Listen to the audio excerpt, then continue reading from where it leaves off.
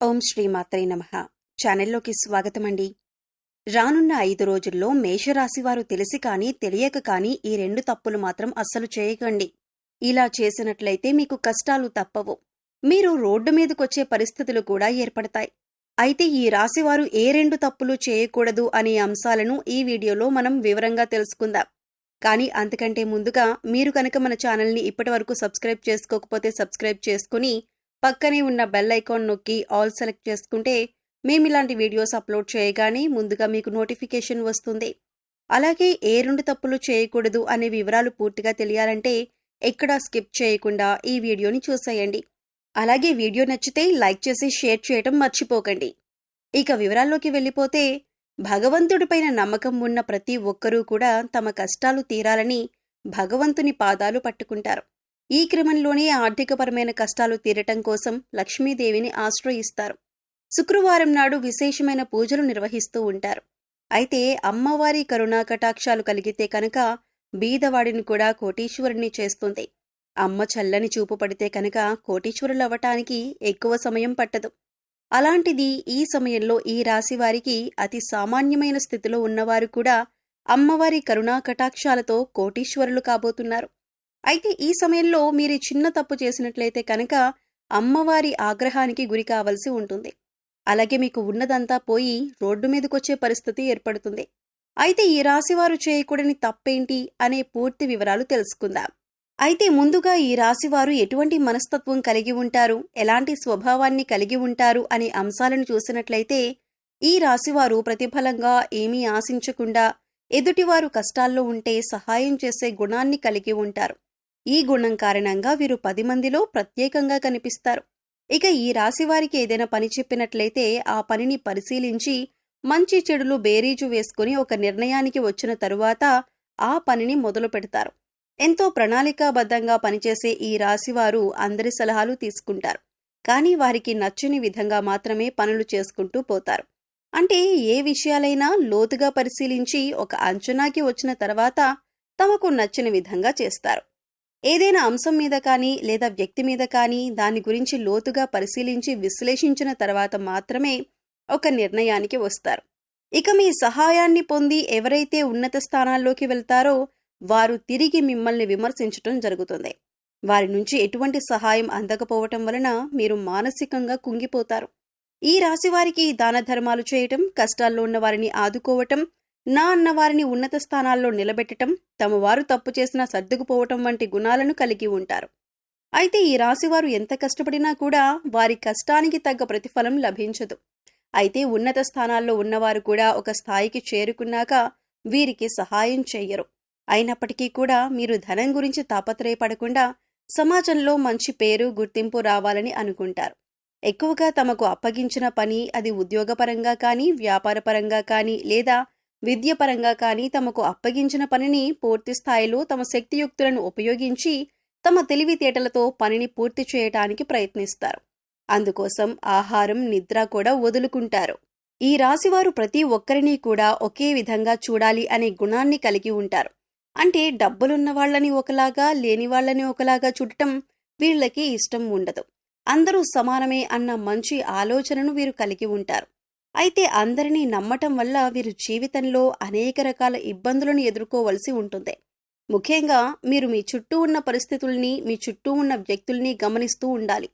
వారు ఏ విధంగా మీ పట్ల ప్రవర్తిస్తున్నారు, వారు ఎటువంటి ఆలోచన కలిగి ఉన్నారు అనే అంశాలను కూడా మీరు గమనించాలి.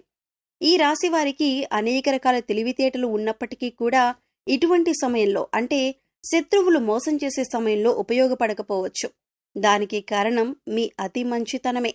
కాబట్టి శత్రువులు దాడి చేసే సమయంలో మీరు ఎత్తుకి పై ఎత్తు వేయటానికి సిద్ధంగా ఉండండి. ఏదైనా సమస్య వచ్చినప్పుడు పరిష్కరించాలంటే మీరొక్కరూ పరిష్కరించగల నైపుణ్యాన్ని కలిగి ఉంటారు. ఈ రాశివారు ధైర్యవంతులనే చెప్పాలి. అలాగే స్నేహితులకు కూడా సహాయం చేసే గుణాన్ని కలిగి ఉంటారు. ఈ రాశివారు కష్టాల్లో ఉన్నా కూడా ఎదుటివారిని నవ్వించేటటువంటి హాస్య చతురతను కలిగి ఉంటారు.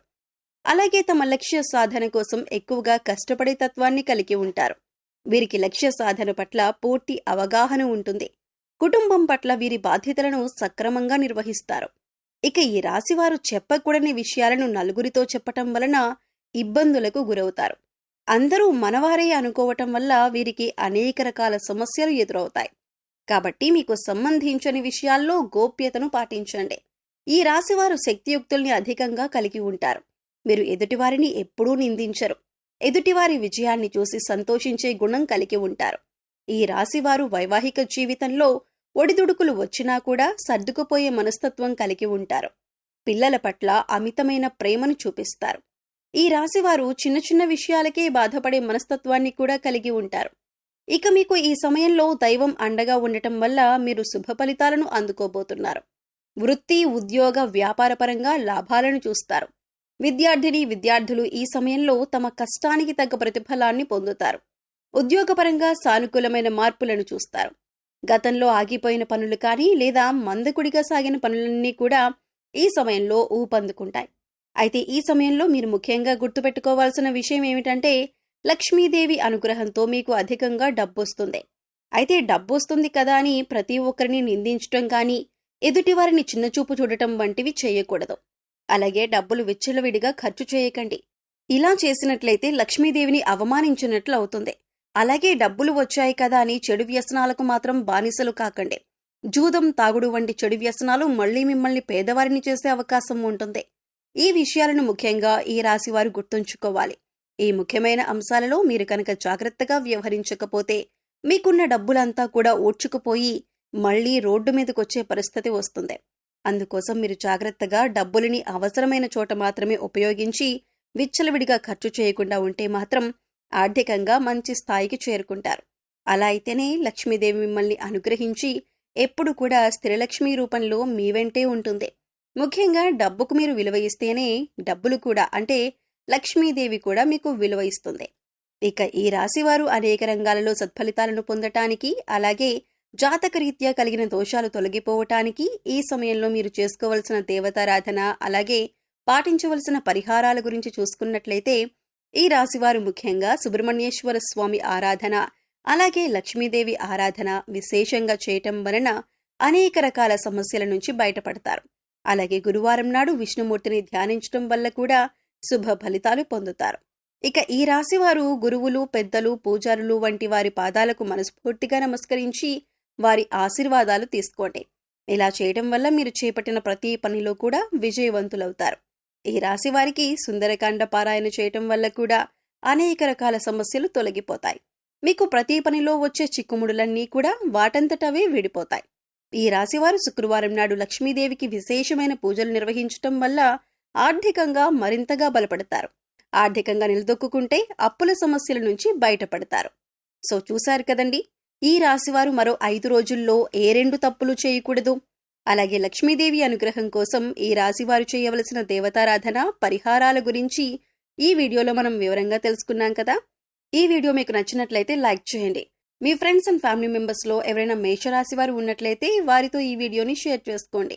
అలాగే ఇప్పటి వరకు మన ఛానల్ని కనుక సబ్స్క్రైబ్ చేసుకోకపోతే సబ్స్క్రైబ్ చేసుకొని పక్కనే ఉన్న బెల్ ఐకాన్ నొక్కి ఆల్ సెలెక్ట్ చేసుకుంటే మేము ఇలాంటి వీడియోస్ అప్లోడ్ చేయగానే ముందుగా మీకు నోటిఫికేషన్ వస్తుంది. మరో చక్కటి వీడియోతో మళ్ళీ కలుద్దామండి. ఓం శ్రీ మాత్రే నమః.